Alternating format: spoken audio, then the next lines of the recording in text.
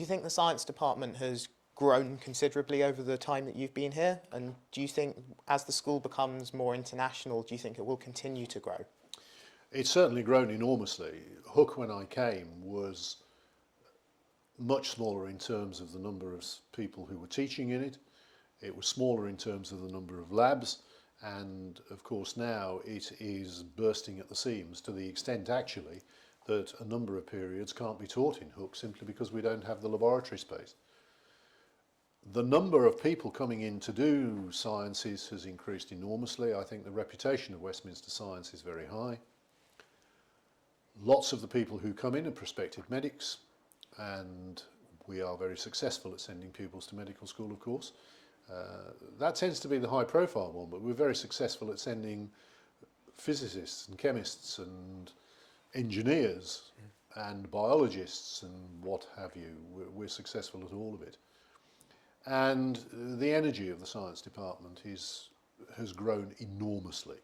When I first came, quite a number of the staff had been here quite a time, and I think it's true to say were distinguished members of the profession who probably were coming towards the end of their enthusiasms.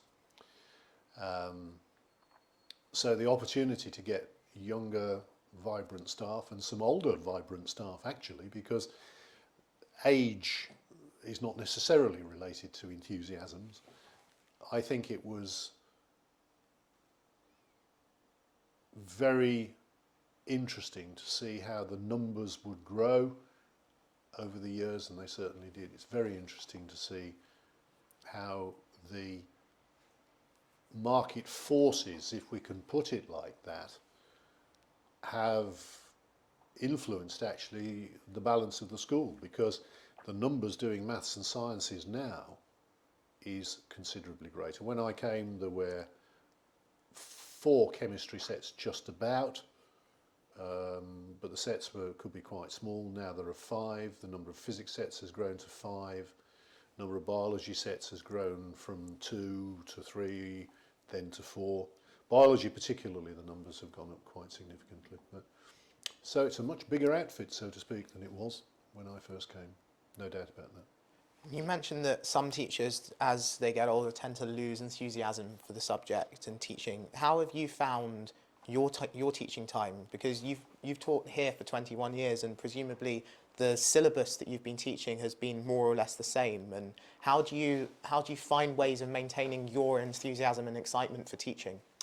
Well, I think there are a number of answers to that. Firstly, the syllabuses have changed quite a lot, and it's common for people to say, oh yes, it's all dumbed down. So the chemistry you did, James, they say, oh, it isn't like the chemistry in the old days. No, it isn't. It is actually a great deal better.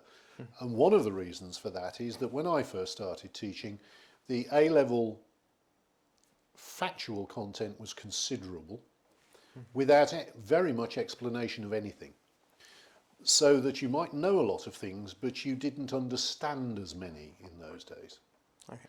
So that you could spend weeks talking about the chemistry of nitrogen, for example, which is very complex, and now you don't do that. Mm-hmm. But to know the chemistry of nitrogen just as a set of facts, if it isn't put into the context of the chemistry of other things, is not worth doing.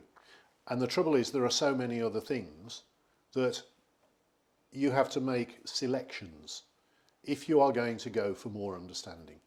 And some of the understanding that you have now at A level would have been regarded as university level 2nd or 3rd year when I first started teaching. So the syllabuses, I think, have changed much more towards understanding, and therefore inevitably to get that understanding you have less factual information. I think probably with the chemistry of the periodic table that's gone a bit too far, so there isn't quite enough in it at the moment to get the patterns very accurately in some cases, but I think that with luck might be remedied in a next incarnation of the syllabus. Chemistry for me has always been a way in which I look at the world. So everything around me I see in little particles and particles bouncing around, and one of my favourite stories, which probably you will have heard, is that I can't look at a stained glass window without seeing the electrons jumping from lower energy d orbitals to higher ones to give the colour in the transition metal ions. And that's just the way I look at the world. It's the way my head functions. So it's never been difficult for me to keep enthusiastic about chemistry, because it's how the universe is for me. It isn't only how the universe is, because as you and many others will have experienced, I'm quite happy to talk about almost anything else as well as chemistry.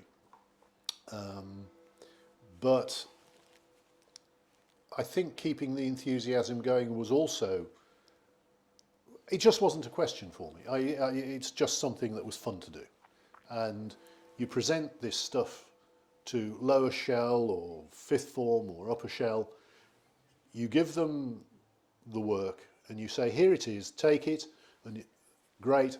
If you don't like it, at least you've experienced it. If you don't like it, it means you're different from me and I can live with that. If you really like it and you're going to ultimately be better than me, I really like that.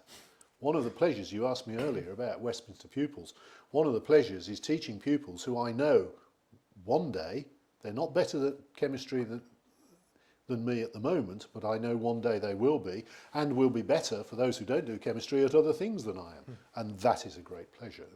That one looks forward to that sort of progress. So, for me, it wasn't a question.